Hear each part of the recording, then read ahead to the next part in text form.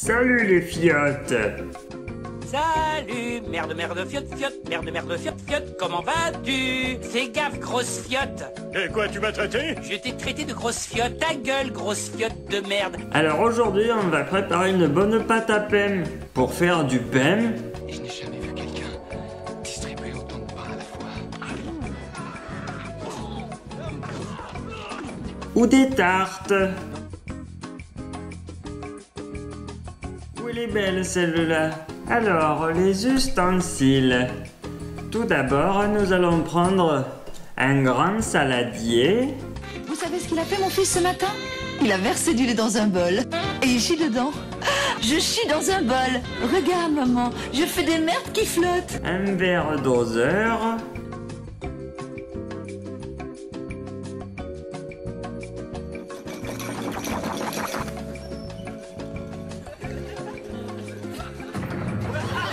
Un outil pour pétrir.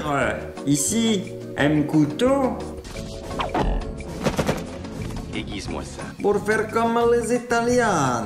Tous les pays européens devraient avoir droit à la parole. Excepté ces putains de Rital. Je déteste ces putains de macaroni. Ensuite, n'oublions pas notre petit torchon.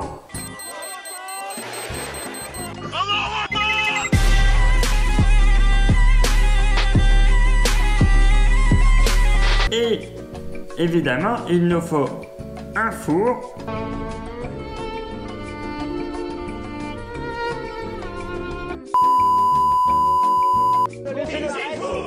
Et une plaque de cuisson. Voilà, maintenant les ingrédients. Alors, nous allons prendre de la bonne farine, de la farine de blé, Y a pas d'argent magique. de la bio T65 par exemple. Ici, je mets 500 grammes. On peut mélanger avec d'autres farines. Châtaigne, pois chiche, sarrasin, etc. Prenons ensuite du sucre, une bonne cuillère à soupe, toujours de bonne qualité, notre bon vieux sucre roux par exemple. Mon exposé s'intitule « Les rouquins, des enfants à cheveux rouges, taches de rousseur et peau blanche. Ils nous foutent mal à l'aise et ils nous retournent l'estomac. » Je parle bien entendu des enfants roquemoutes. Les rouquins naissent porteurs d'une maladie qui leur donne des taches de rousseur, des cheveux rouges et une peau blanche. Cette maladie s'appelle la rouquinitude. Et elle se développe parce que les rouquins sont des êtres sans âme. Ah, immonde! Dégueulasse! Il est temps d'admettre pour le bien de l'humanité que les roquemoutes sont malsains et dégueulasses. Une pincée de sel, Et ici, rien qu'ici, on récolte la moitié du sel français. Et il est bon, hein? de la levure, de boulanger. Je dose au pif, hein. Demandez direct à votre boulanger, il vous en filera un peu. Ça fait chier quand je pense que je commence à 2h du matin alors que les bougnoules d'en face avec leur épicerie, c'est à 10h. Et en plus, je leur sers les croissants, Bico. Ensuite, vous pouvez mettre des épices.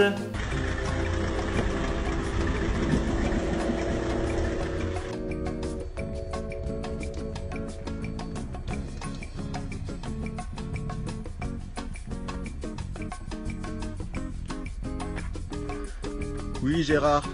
Un individu a pissé dans notre camion. Veuillez venir le chercher, s'il vous plaît. Merci. Non, des épices, putain. Mais t'es sérieux, frère? Des épices, un petit peu ce qu'on veut, du curcuma, du curry, des herbes de Provence. Là, moi, je mets des flocons de levure maltais, tiens, ça peut être cool. Dernièrement, j'ai ajouté une petite touche en rajoutant des noix en morceaux. Mais on peut y mettre toutes sortes de graines au choix. Ensuite, ne pas oublier l'huile d'olive. Mais de l'huile! Et de l'eau, bien évidemment.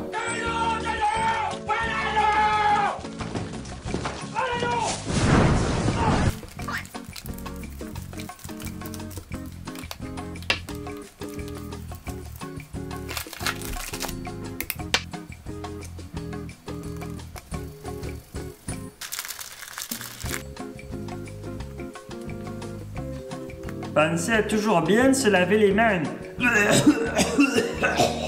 Pour l'huile, mettez environ 8 centilitres.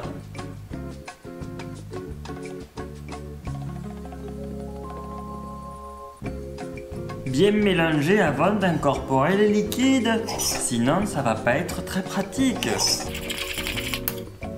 Et pour l'eau, environ 20 centilitres et vous pouvez touiller jusqu'à avoir une pâte bien homogène. Pour avoir une pâte bien hétéroclite, touillez pendant à peu près 10 minutes. Après cette bonne séance de pétrissage, vous aurez des gros biscottos pour emmener Ginette au bistrot. Une fois que la pâte est bien pétrie, recouvrez avec le petit chiffon et laissez reposer la petite pâte précieuse. Voilà la pâte précieuse. Et voilà les amis, maintenant que la pâte a bien reposé, elle est bien gonflée. Le petit délice. Vous pouvez à présent la déposer très délicatement sur la petite plaque. Délicatement. Éric Juret, où tu viens de poser ta pêche sur mon bureau? Et alors j'ai chié sur votre bureau, où est le blême? N'hésitez pas à racler les bords pour ne pas gaspiller les enfants. Parce que le gaspillage c'est mal, c'est méchant. Je vais le dire à Greta sinon. Une fois que votre pâte est bien sur sa petite plaque, vous pouvez la remonter un petit peu comme ça pour faire un petit bourrelet comme les gros lards et lui mettre des petits coups de cisaille dans sa gueule. Voilà. Et vous lui découpez le tour de balle et c'est prêt pour enfourner les enfants. Ensuite, vous prenez votre petit pain, vous l'enfournez dans le four et vous laissez entre 40 et 50 minutes à 190 degrés. Et voilà, c'est prêt à déguster.